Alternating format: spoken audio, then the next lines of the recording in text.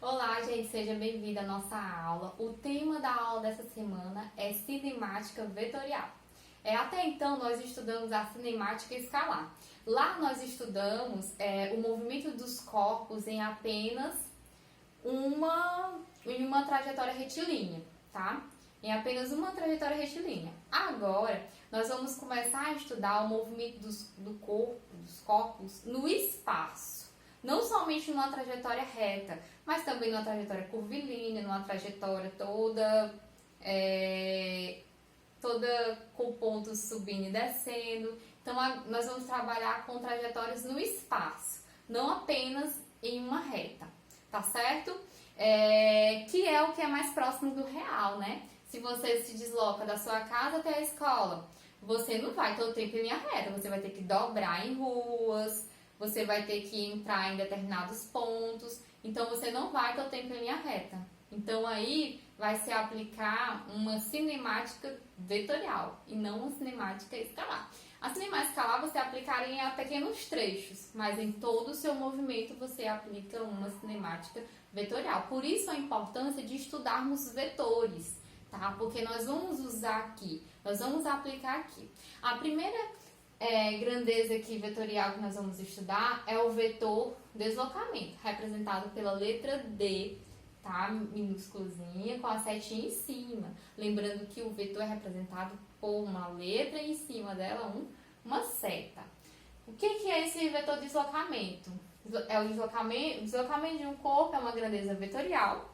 Ela possui módulo, lembrando, direção e sentido, definida como a variação da posição inicial e final de um corpo em um dado intervalo de tempo.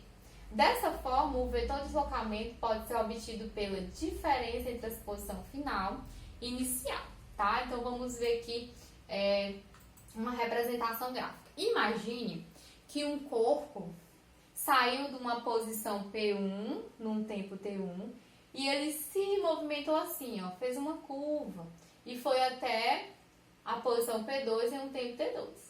Então, o que vai ser o teu deslocamento? Teu deslocamento é a distância aqui do ponto P1 até o ponto P2. É a ligação aqui do ponto inicial até o ponto final do movimento dele. Então, eu tenho o teu vetor deslocamento. Essa curva aqui, ó, é a variação de espaço, é a variação de posição que o móvel sofreu. Observe o seguinte, que aqui é uma trajetória curvilínea. Nas trajetórias curvilíneas, eu tenho que o módulo do meu vetor deslocamento é menor do que o módulo aqui da variação de posição, da variação de espaço, tá certo? Porque o vetor ele vai ligar o ponto inicial até o ponto final. Vocês lembram lá, quando a gente vai representar graficamente vetores, e aí tem a regra lá do polígono, que você vai pegar vários vetores e vai ligar uma extremidade à origem do outro, extremidade à origem do outro, e quando no final você vai encontrar o vetor soma desses vetores, você liga a extremidade de um até a origem do outro, não é isso? Então é basicamente isso aqui, ó. Eu tenho um pontozinho aqui, se eu for colocar em um plano cartesiano e ligar da origem, eu vou ter um vetor aqui e vou ter um vetor aqui, certo? Então, se eu for ligar esses dois vetores aí, eu vou ligar uma extremidade até o outro ponto. Então, eu tenho o meu vetor deslocamento, tá certo? Onde a definição é essa. Essa trajetória aqui é quando você pega um objeto e você faz esse movimento com esse objeto, ó. Trajetória curvilínea, não uma trajetória mais reta. Comparando aqui, quando eu tenho uma trajetória reta, ó, trajetória retilínea. Observe que eu tenho uma posição inicial, o móvel se movimenta até uma posição final. Aí eu tenho aqui o ΔS, que é a variação de posição dele, que é igual ao deslocamento, né? Vou ligar o ponto inicial até o ponto final. Então, eu tenho um deslocamento igual à variação de posição do teu móvel quando a trajetória é retilínea, que foi o que nós trabalhamos na cinemática escalar, lá que foi possível descrevermos os movimentos, né? Movimento retilíneo uniforme, movimento retilíneo uniformemente variado. Por isso que a palavra lá tinha retilíneo, porque a trajetória ela já é definida, é uma reta. Agora nós vamos trabalhar no espaço, e no espaço nós trabalhamos com vetores. No caso aqui, deslocamento ligando o ponto inicial até o ponto final, tá certo? Então vamos lá, ó. Próximo slide. Exemplo. Imagine que você vai viajar de carro. E aí você sai da sua casa e você vai seguindo aqui a trajetória até o seu destino. Você não vai todo tempo em linha reta, né? Você segue aqui todo um percurso, se dobra e vai sair em uma rua, entra em outra. Então a variação de posição dele, ó, vai ser essa. E o deslocamento dele, o vetor de deslocamento é ligando a posição inicial dele até a posição final. O vetor deslocamento, tá? É o deslocamento que ele sofreu em todo esse espaço. Agora a variação de posição não, é contando cada partezinha aí que ele andou na trajetória, tá certo? Então observe que o vetor de deslocamento, aqui o módulo dele é menor do que o valor da variação de espaço. Como é que as questões são cobradas? Basicamente assim, ó. Ele te dá uma questão lá e ele diz que um móvel, né, vamos supor um carro, parte do ponto A, segue por esse quarteirão aqui, onde cada quarteirãozinho tem uma medida de 10 metros, 10 metros, 10 metros, cada quadradinho aqui é 10 metros. Então, ele parte de uma posição A e ele vai seguindo, ó, até uma posição B. Aí, ele quer saber qual é o deslocamento, qual é o vetor de deslocamento que esse móvel aí sofreu nesse percurso. Então, o que você aprendeu? Que o vetor de deslocamento, você vai ligar a posição inicial dele até a posição final dele. É um vetor no espaço.